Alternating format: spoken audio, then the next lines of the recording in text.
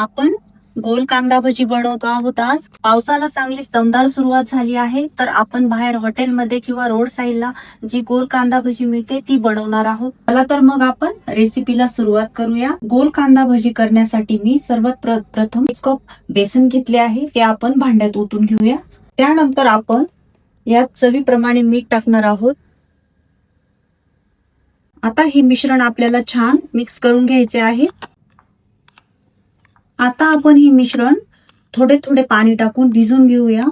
जास्त सैल पण नाही आणि जास्त घट्ट पण नाही, आपल्याला हे मध्यम स्वरूपाचे भिजवायचे आहे. चला तर मग आपण पाणी टाकून घेऊया थोडे थोडे.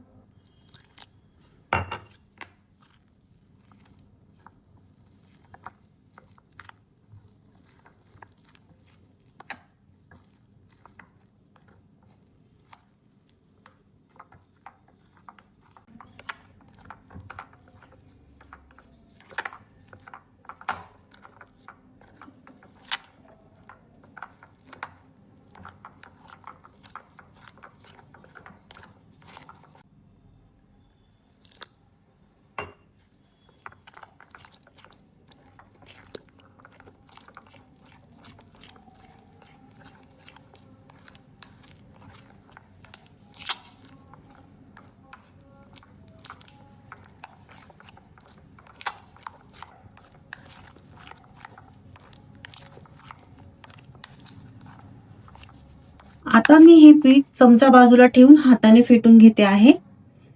हाताने फेटल्याने काय होणार, आपली भजी ही एकदम खुसखुशीत होतील. आपल्याला हे पीठ 5 मिनिटांपर्यंत हाताने फेटायचे आहे.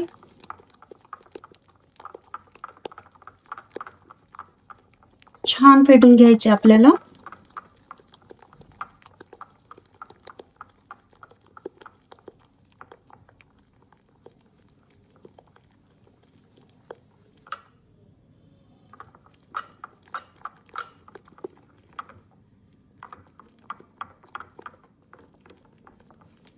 तुम्ही पाहू शकता 5 मिनिटांनंतर आपल्या पिठाचा कलर पण किती छान झाला आहे आणि ते हलकं झालं आहे थोडेसे.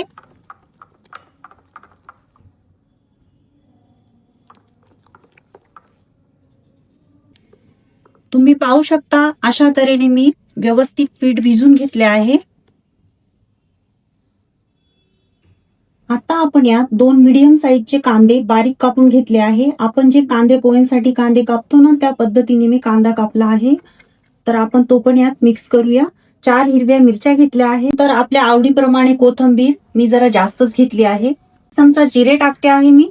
1 चमचा ओवा घेते आहे, तो पण चोळून घेते छान. तो पण यावर आपण टाकूया. याने आपल्या भज्यांना छान स्वाद येणार आहे. नंतर आपण यामध्ये पाव चमचा हिंग टाकणार आहोत. आता आपण हे मिश्रण छान चमच्याने मिक्स करून घेऊया.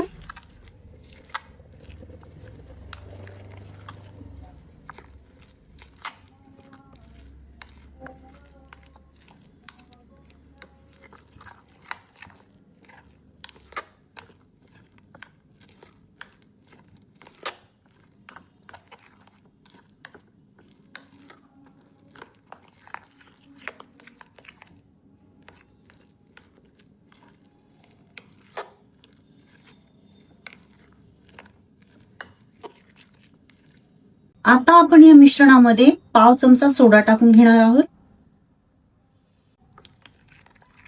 परत आता हे मिश्रण आपण मिक्स करून घेऊया छान.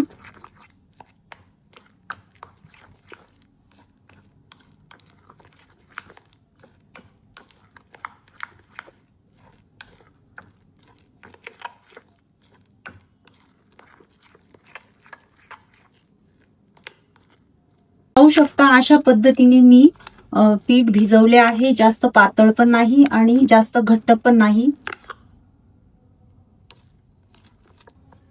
तुम्ही पाहू शकता आपले तेल गरम झाले आहे. आता मी गॅसची फ्लेम स्लो करते आहे, मीडियम टू स्लो. आणि आता आपण भजे तळून घेणार आहोत.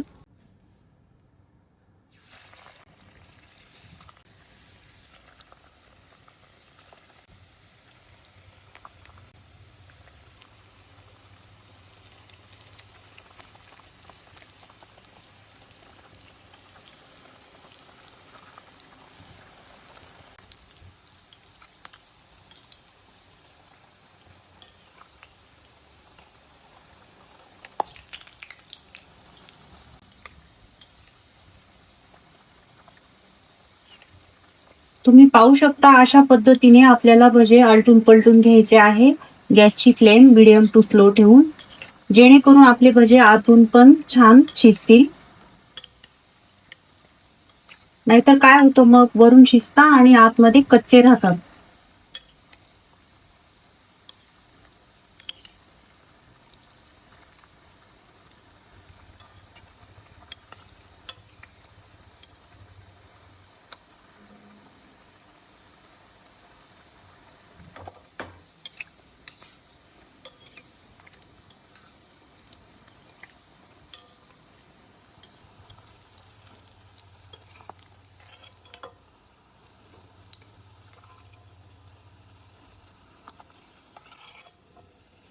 आपली पहिली बॅच तळून झाली आहे.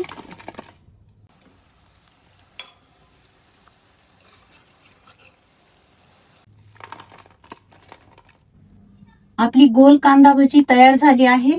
तुम्हाला ही गोल कांदा भजीची रेसिपी आवडली असेल तर लाईक करा, शेअर करा, कमेंट करा आणि सबस्क्राईब करायला विसरू नका. चला तर मग पुन्हा नवीन भेटूया एका नवीन रेसिपीसह.